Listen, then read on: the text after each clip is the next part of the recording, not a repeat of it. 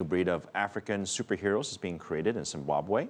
Animators there have produced 1,000 comic books so far, and they're hoping to shoot animated movies.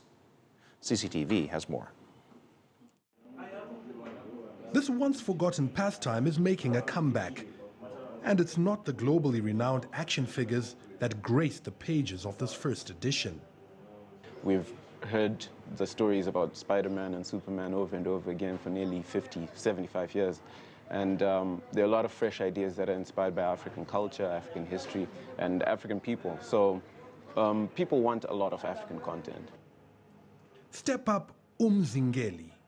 Umzingeli is a bounty huntress, a lady from Matebeleland, and she's a crime fighter, but a crime fighter in an African context, because what we go against is very different from what Western villains are. We don't have kingpins and gangsters of that sort. We've got different problems here in Africa. So she tackles things like Somali pirates, for example, things that the world understands Africa is dealing with. Telling the African story in caricature is fraught with challenges. Just ask Jeffrey Milalanzi, a cartoonist for a private daily. One of our top officials actually is a minister. Right. He had an altercation at Heathrow Airport in London. But the article actually appeared in several papers. But he reacted angrily to the cartoon, not to the article. He hasn't put his pencil away, though, and continues to tackle all kinds of issues. His only regret, the closure of media houses that have fallen on hard times, which is limiting expression.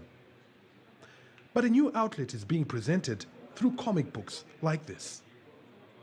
People still are reading comic books. It's not a dying culture, not by a long shot. And if all goes well, these superheroes could also make it onto the silver screen too. Nigeria has done it over and over again. South Africa has succeeded with Super Striker and now Kwezi. Zimbabwe is not far behind at all. It's just a matter of time. While they wait, I decided to put these animators to the test, giving them what I believe is a pretty difficult subject to work with. And they passed. Because here I am. Though I may not have the powers of superheroes, it does feel good to be portrayed as one. Farai Mwakutuya, CCTV, Harare, Zimbabwe.